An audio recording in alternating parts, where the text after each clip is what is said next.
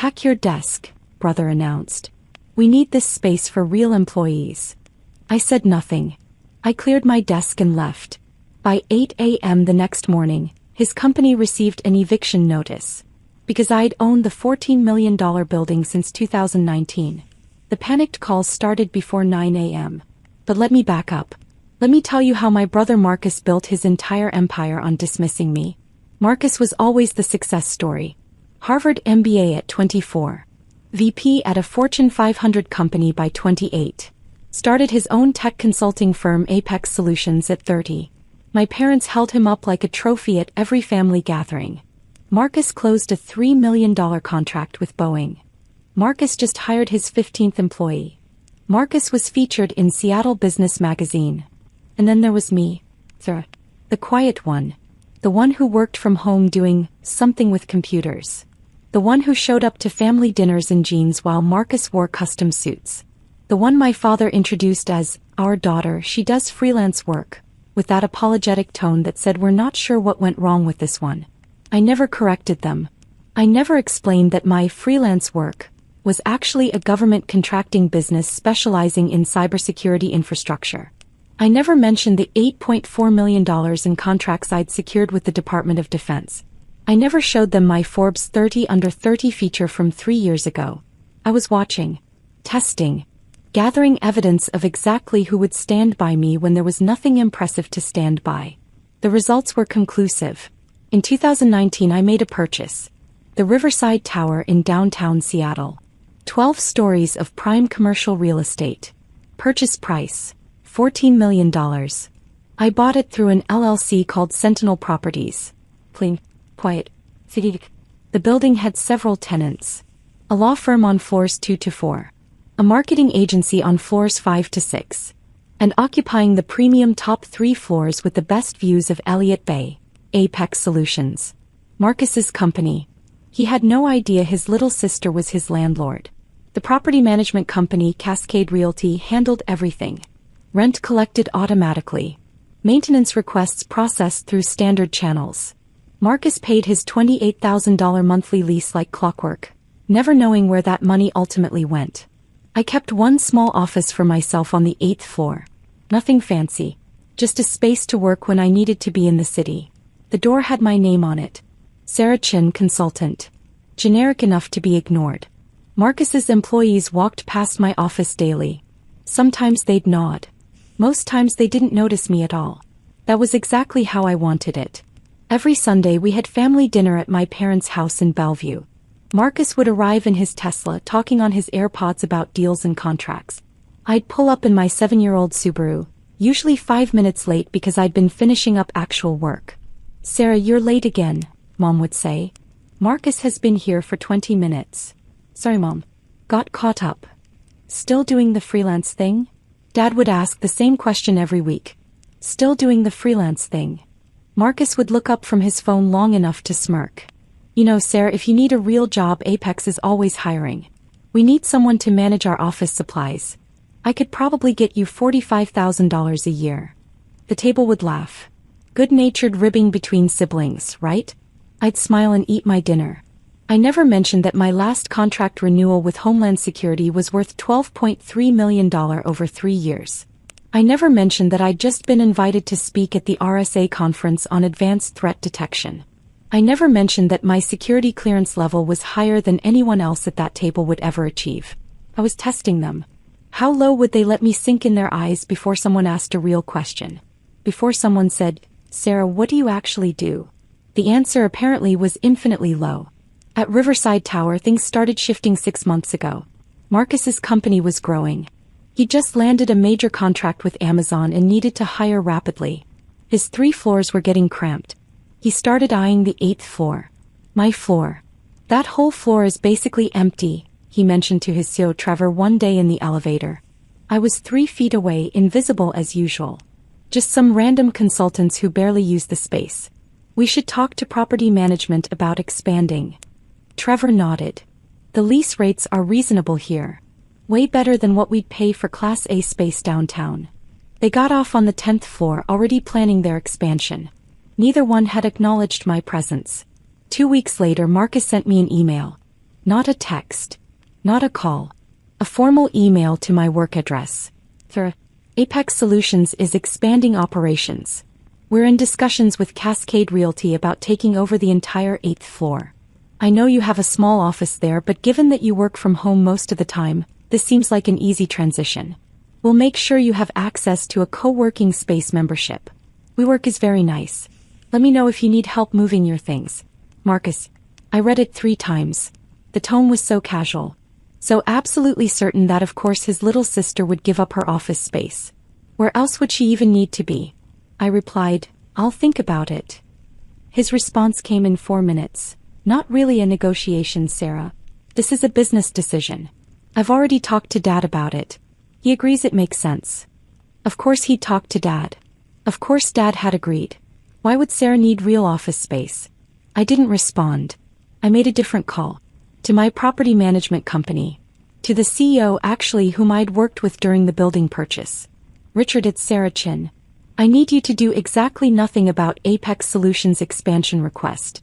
Deny it politely. And I need you to start preparing 30-day lease termination documents. Hold them for my approval but have them ready. Are you sure? Richard asked. They're one of our largest tenants. I'm very sure. I'll let you know when to move forward. Last Tuesday Marcus stopped being subtle. He showed up at my office without warning. I was on a video call with the Defense Department project manager, discussing penetration testing protocols for a new facility. I saw Marcus through my glass door, gesturing impatiently. I muted my mic. I'm in a meeting. This'll just take a second, he said, walking in anyway. I unmuted. I apologize, we're experiencing an interruption. Can we pick this up in 10 minutes? The project manager nodded and I ended the call. That was a $4.7 million contract discussion I just had to cut short.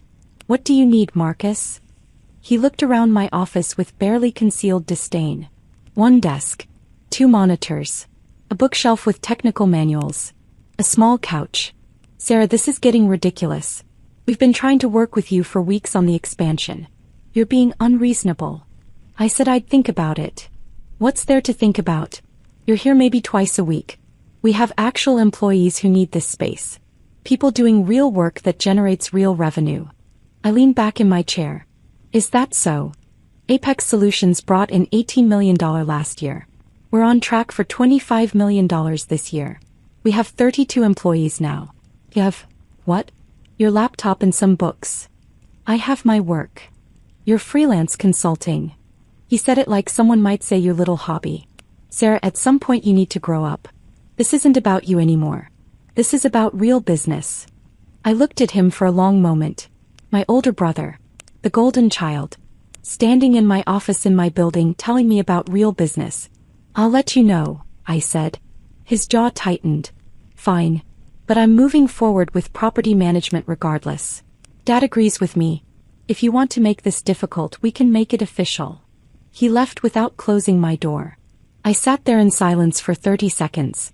Then I picked up my phone and called Richard. Send the termination papers. Effective immediately. 30-day notice as required by their lease. Sarah, are you? I'm certain. Send them today. But Marcus wasn't done yet. Friday afternoon Marcus came back. This time he brought Trevor and 2 other executives. They walked into my office like they owned it. Actually, they walked into my office like they were about to. Sarah, we need to talk, Marcus said. I closed my laptop.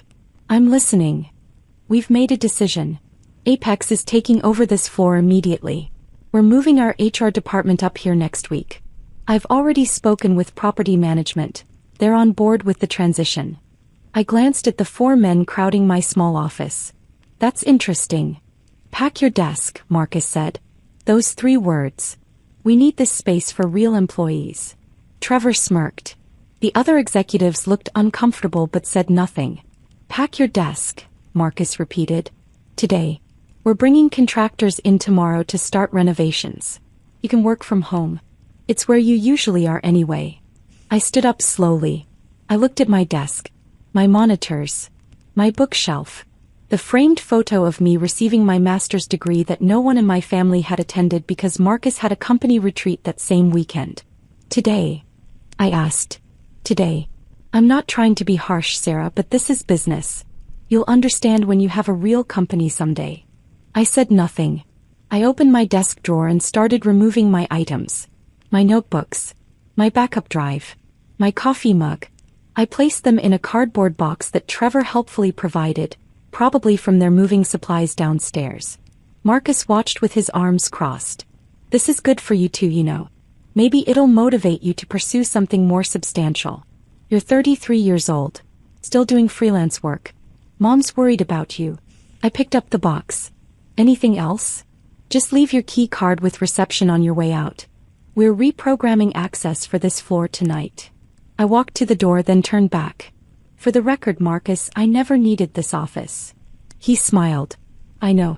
That's why this works out for everyone. No, I said quietly. You don't know anything.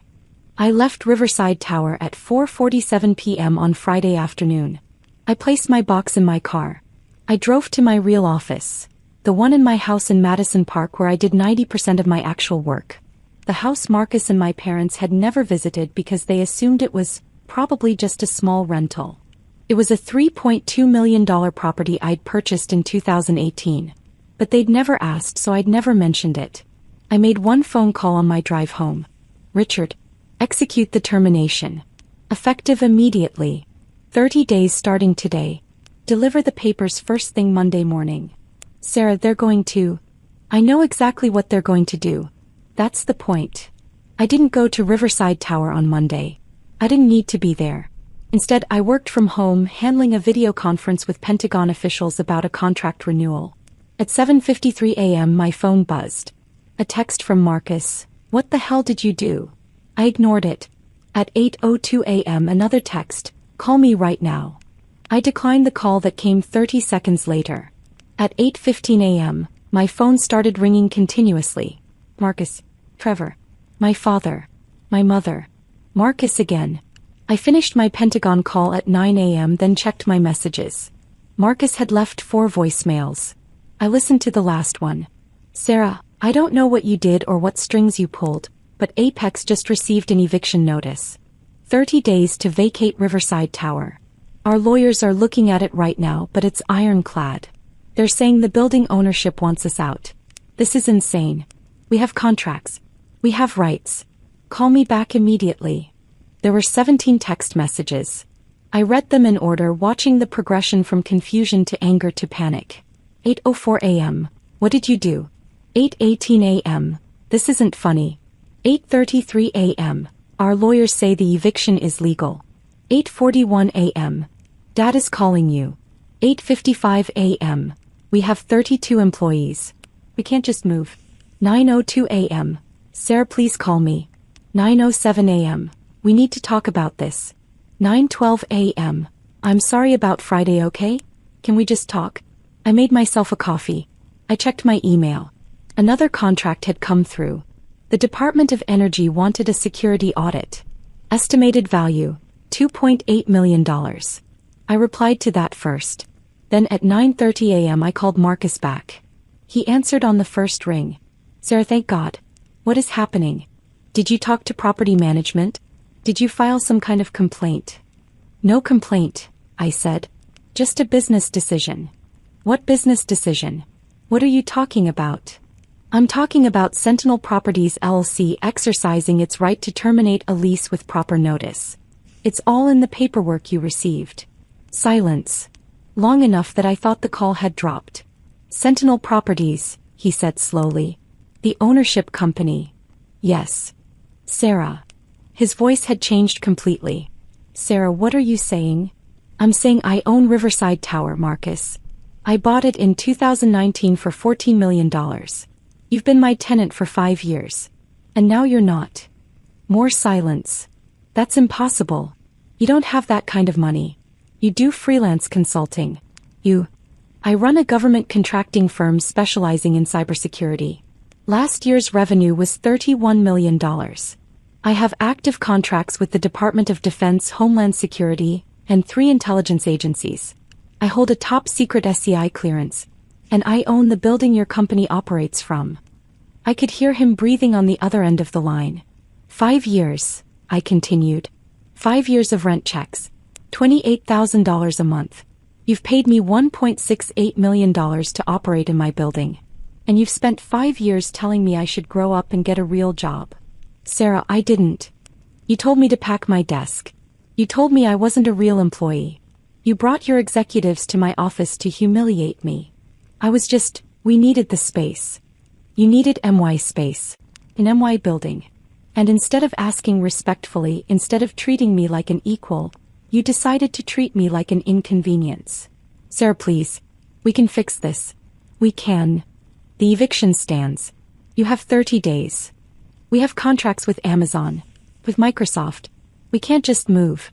Do you know what this will cost us? I know exactly what it will cost you. I've read your financials. They're filed publicly. Moving will cost you approximately $890,000 between deposits, moving expenses, build-out costs, and contract penalties for late deliverables while you're disrupted. It might cost you the Amazon contract entirely if you can't maintain your timeline. So you're going to destroy my company? Is that what this is? I'm not destroying anything. I'm making a business decision. The same kind you made when you told me to pack my desk. His voice cracked. I said I'm sorry. I was stressed. The expansion pressure has been. You weren't sorry when you said it. You were sorry when you got the eviction notice. By 10 a.m. both my parents were calling. I let it go to voicemail. My mother's message was predictable. Sarah, your father is very upset. Marcus says you own his building? Why didn't you tell us? This is terrible timing for his company. You need to work this out with him. He's your brother. Call me back. Not congratulations on building a successful company. Not we're proud of you. Just you need to work this out with him. My father's voicemail was more direct. Sarah, this is ridiculous. Whatever point you're trying to make, you've made it. Now fix this situation with Marcus. He has employees depending on him. Don't let your feelings about needing an office ruin his business. My feelings about needing an office. That's what they'd reduced it to. I didn't call back. Instead, I forwarded both voicemails to my personal lawyer with a note. For documentation if this escalates. At 11:30 a.m. Marcus called again. This time I answered. I talked to Richard at Cascade Realty, he said. No hello. No preamble. He confirmed everything. You really own the building? Yes. He also said you've been the owner since before we even moved in. We were your tenants from day one. That's correct. And you never said anything. For 5 years. No. Why? Why would you hide something like that? I leaned back in my office chair looking out at Lake Washington. I was conducting an experiment. I wanted to see how my family would treat me when they thought I was failing. When they thought I was just barely getting by with freelance work. When there was nothing impressive to brag about at dinner parties. That's manipulative. Is it? Or is it just removing the performance? I stopped performing success for you. And you showed me exactly who you are when you think someone's beneath you. I never thought you were beneath me. You told me to pack my desk.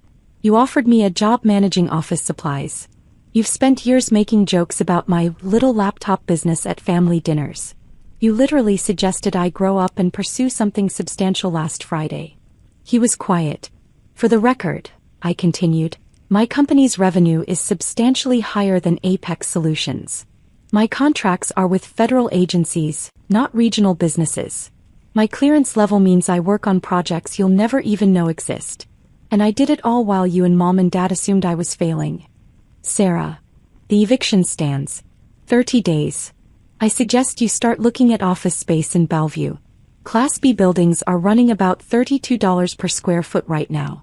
You'll need about 15,000 square feet for your current team size. Budget around $40,000 per month, plus first month, last month, security deposit and build-out costs. You should also talk to your Amazon contract manager about the potential timeline impact.